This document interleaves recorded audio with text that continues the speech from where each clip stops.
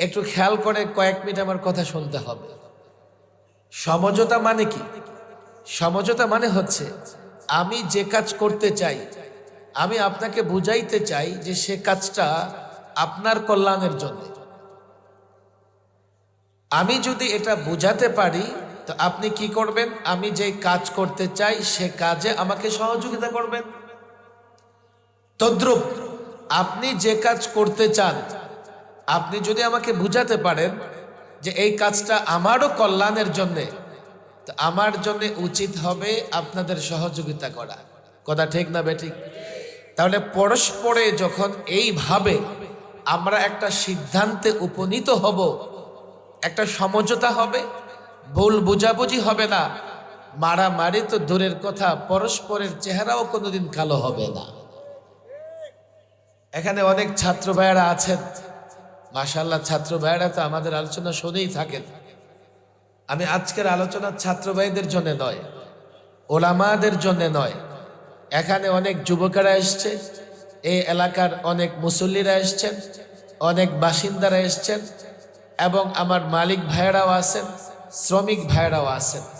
একটা বিষয় ভালো করে খেয়াল করেন, কোরআনুল কারীমের সূরাতুল মায়েদার ৬৩ নম্বর আয়াত আমি তেলাওয়াত করেছি। দু চারটা কথা আপনারা আগে ভূমিকা স্বরূপ বুঝে নিলে তাহলে আমরা একটা সমঝোতায় পৌঁছতে পারবো। যেহেতু আমরা মুসলমান, আমরা সকলেই দুনিয়ার কল্যাণ এবং আখিরাতের মুক্তি চাই। কথা ঠিক না বেঠিক? আপনাদের বেশি কষ্ট দিয়ে ফেলতেছি? আধা ঘন্টার চেয়েও কমাইতে হবে? আমাকে একটু সাপোর্ট করতে হবে আপনাদের। আমরা এই কথায় তো একমত যে আমরা সকলে দুনিয়ার কল্যাণ চাই এবং আখিরাতে মুক্তি চাই। কথা ঠিক না বেঠিক? এবং সকলে জান্নাতে যেতে চাই। জান্নাত আছে না নাই? জান্নাত বিশ্বাস করি তো। জান্নাত সত্য, জান্নাত জাহান্নামও সত্য। জান্নাতের নাজ ও নেয়ামতের বর্ণনা কোরআনে কারিমে আছে। তাহলে আমরা দুনিয়াতে কল্যাণ চাই, মানে দুনিয়াতে শান্তিতে বসবাস করতে চাই, আর মৃত্যুর পরে যাতে আমাদের সকলের জন্য চিরস্থায়ী শান্তির ব্যবস্থা হয়ে যায়, জান্নাতের ব্যবস্থা হয়ে যায়, সেটাও আমরা চাই। চাই কি চাই না? একটা সমঝোতা তো লাগবেই, যেহেতু আমি আপনাদের প্রতিবেশী। একটা বন্দোবস্ত আমাদের ভেতরে তো লাগবেই, একটা সম্পর্ক তো তৈরি হওয়া লাগবেই। তাহলে দেখা যাবে একদল আরেক দলের হিতাকাঙ্ক্ষী হব, কল্যাণকামী হব, এক দলের সঙ্গে আরেক দলের মারামারি হবে। বিশেষ করে ওলামাদের প্রতিপক্ষ হওয়ার সুযোগ নাই, ওলামাদের বিরোধিতা করবার সুযোগ নাই। বলবেন হুজুর কেন? আপনারা যদি ভুল করেন, আমার দিকে লক্ষ্য করেন, একজন আলেম যদি ভুল করে, করতেই পারে, তো কালকে কি করবেন? কালকে কি করবেন? নারাজ হয়ে কোনো মাসআলা মাসাইলের প্রয়োজন হলে ডাক্তারকে কি জিজ্ঞেস করবেন? ডাক্তারকে জিজ্ঞেস করবেন? আচ্ছা আমার কথা খেয়াল করেন, আপনি ডাক্তার ভুল করে না? কসাই মার্কা ডাক্তার নাই, আছে নাকি? কোন ডাক্তার যদি ভুল করে, তো কাল থেকে অসুস্থ হলে ইঞ্জিনিয়ারের কাছে যাবেন যে ইঞ্জিনিয়ার সাহেব রড বালু সিমেন্ট দিয়ে একটু আস্তর মেরা দেন। কোন ইঞ্জিনিয়ার যদি ভুল করে, কাল বাড়ি বানানোর জন্য আমি মুফতি সাহেবের কাছে যাবেন যে মুফতি সাহেব আপনি তো খুব ভালো মানুষ, বাড়ি বানাবো, ইঞ্জিনিয়াররা ভালো মানুষ না, রডের বদলায় বাঁশ দেয়, আপনি একটা বিল্ডিং বানাই দেন। আমি যদি আপনাকে দয়া মায়া করে বিল্ডিং বানায়া দেই, আপনার রড বালি সিমেন্টও নষ্ট হবে, মাথাটাও নষ্ট হবে। কথা একটু বুঝবার চেষ্টা করেন। ওলামা একরাম সবার কল্যাণকামী, হিতাকাঙ্ক্ষী। বলে হুজুর কেমনে হিতাকাঙ্ক্ষী? আজ পর্যন্ত কোন মসজিদে গিয়ে যখন ইমামের পেছনে ইক্তেদা করেছেন, এটা বলতে পারবেন যে ইমাম সাহেব বলেছে, কি বলেছে? যে আমি আমার পেছনে যত মুসল্লি আছে তাদের ইক্তেদা করলাম অমুক দল ছাড়া। এমন কোন ইমাম খুঁজে পেয়েছেন কোনদিন?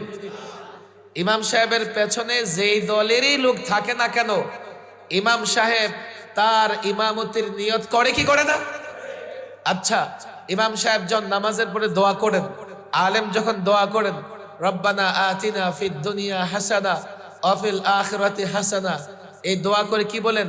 অমুক দল বাদ, অমুক দল বাদ, না সকল দলের সকল ব্যক্তির কল্যাণের জন্য দোয়া করেন।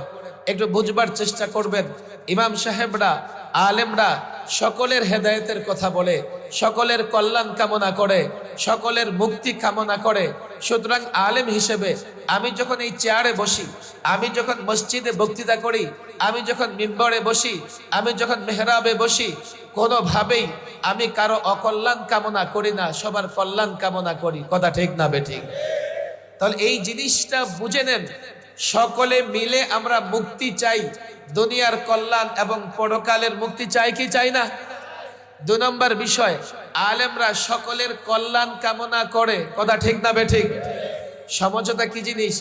এখন এই আলেমই যদি আপনার কল্যাণের জন্য কোনো কথা বলে এবং সেই কথা আপনার মনোভূত না হয়, সেই কথা আপনার বুঝে না আসে, কি করতে হবে? আলেমকে মসজিদ থেকে তাড়াই দিতে হবে। কষ্ট হচ্ছে আপনাদের?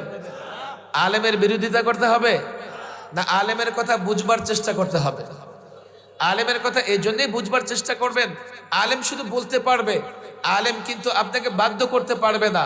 আমরা শুধু আপনাদেরকে হেদায়েতের পথের সন্ধান দিতে পারি, আমাদের কারো উপরে বাধ্য করার কোনো ক্ষমতা নাই। কথা ঠিক না বেঠিক? এখন আপনি একটু চিন্তা করে দেখেন, কোন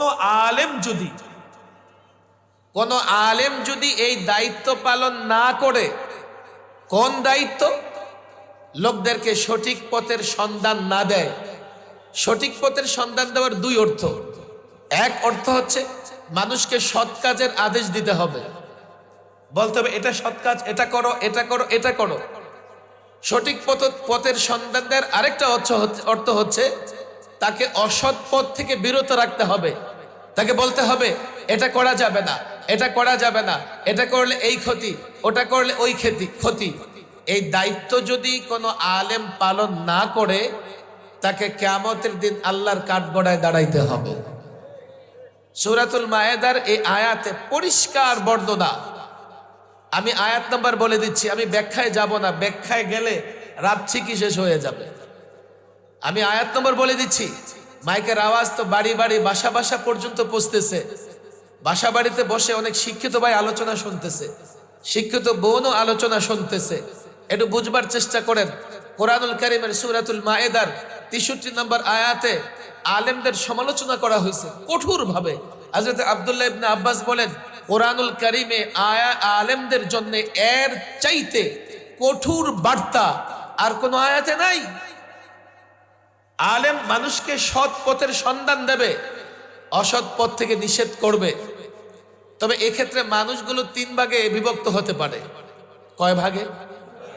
আমি যে আপনাদেরকে দিনের দাওয়াত দিচ্ছি, আপনারা হয়তো বা 3 ভাগে বিভক্ত হবেন। 1 ভাগ আমার কথা মেনে নেবেন।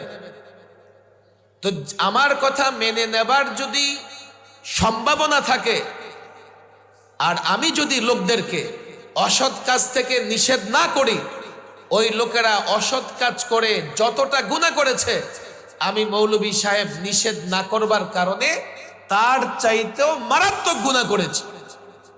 আমি আল্লাহর কাছে জবাব দিতে পারবো না।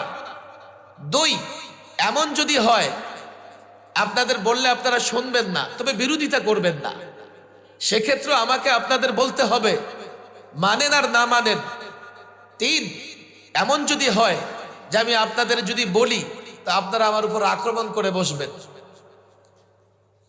এই কথা বলেছে, ধরো মারো। এমন যদি আশঙ্কা থাকে, তখন আলেমের ইচ্ছাধীন বিষয়।